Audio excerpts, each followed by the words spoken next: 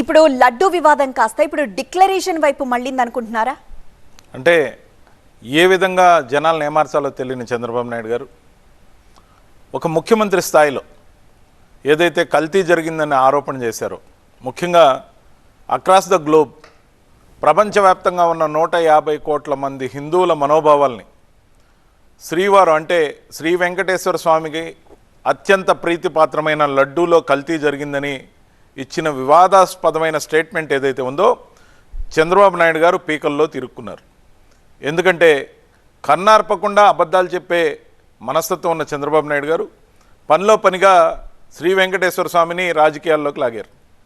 రాజకీయ స్వార్థం కోసం ఏదైతే జూలై 12, 2024 తీసిన శాంపిల్ జూలై 17వ తేదీ ల్యాబ్కి అంటే 2024న వెళ్తే జూలై 23, 2024న దాని రిపోర్ట్ రావడం జరిగింది.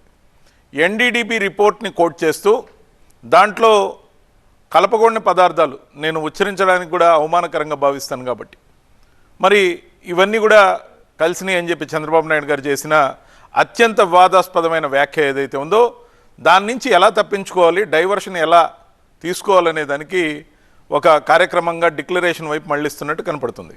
ముఖ్యంగా జూన్ 12వ తేదీన చంద్రబాబు నాయుడు గారు ప్రమాణ స్వీకారం చేశారు.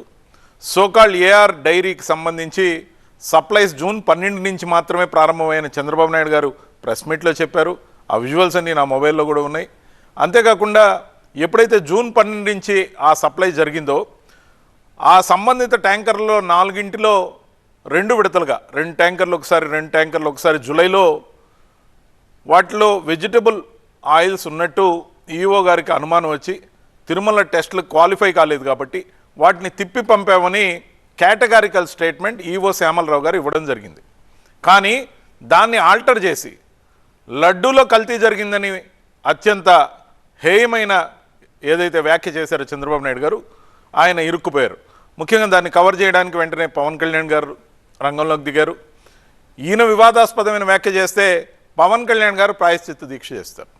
అంటే తప్పు చేసింది ఒకరైతే కూటమిలో ఉన్న దానికోసం పవన్ కళ్యాణ్ గారు ప్రాయశ్చిత్త దీక్ష అంటారు.